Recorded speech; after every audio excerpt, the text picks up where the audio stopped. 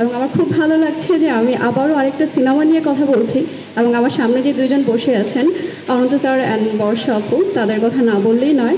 আমার প্রথম কাজটা হয়েছিল তাদের সাথে, তো সেইভাবেই আমার আসলে ইন্ডাস্ট্রিতে কাজ করা এবং সেই কাজটাতে খুবই খুবই ভালো একটা রেসপন্স পেয়েছি আপনাদের সবার থেকে। এই জন্য হয়তো বা ইকবাল ভাই তার পরবর্তী সিনেমাতেও আমাকে নিয়ে চিন্তা করেছিলেন। যাই হোক, আমাদের এখানে আরেকজন আর্টিস্ট মিসিং আছেন, শ্যামল ভাই, যেখানে আমার কো আর্টিস্ট ছিলেন উনি। যদি আমি একটু কষ্ট পাচ্ছি কারণ আমার গানটা আজকে দেখানো হয়নি, কারণ একটা এডিটিংয়ের কাজ কমপ্লিট হয়নি। সো দ্যাটস ওয়াই আমি বুঝতেছি না যে এখানে আমার কাজটা কী ছিল, আমি নিজেকে খুঁজে পাচ্ছিলাম না। তারপরেও যেহেতু মাইকটা সামনে পেয়ে গিয়েছি, সো আমার নিজে ইন্ট্রোডিউস করে দিচ্ছি। আমি মিষ্টি জাহান, আমি চ্যানেল আই থেকে বেশ কিছু নাটকে কাজ করেছি।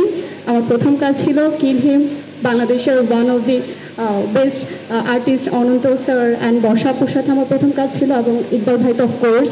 সো সবাইকে বলবো প্লিজ আমার জন্য সবাই দোয়া রাখবেন, অ্যান্ড অফকোর্স আমাদের অমনিত ডেড বডি সিনেমাটা হলে গিয়ে দেখবেন, খুব ভালো একটা সিনেমা হয়েছে। আমি জানি না হরর জনরা নিয়ে আমাদের ইন্ডাস্ট্রিতে কতটা সিনেমা হয়েছে, তবে আমি এটুকু বলতে পারবো হরর জনরার যে বেস্ট ইউজিংটা বাংলাদেশে এর আগে দেখিনি। তো ভালো একটা জনরার সিনেমা এবং রিয়েল হরর থ্রিলার সিনেমা আপনারা দেখতে পারবেন। তো সবাইকে আবারও অনেক ধন্যবাদ, এবং আমার সামনে যারা গণি আমার সিনিয়র আর্টিস্ট আপু স্যার অ্যান্ড ডিরেক্টরস, সবাইকে আমার সালাম এবং অগ্রিম ঈদ মোবারক। আমাদের ডেড বডি সিনেমার ট্রেলার চলে আসছে, সো আমার আজকে থেকে ঈদ শুরু হয়েছে। থ্যাংক ইউ সো মাচ সবাইকে।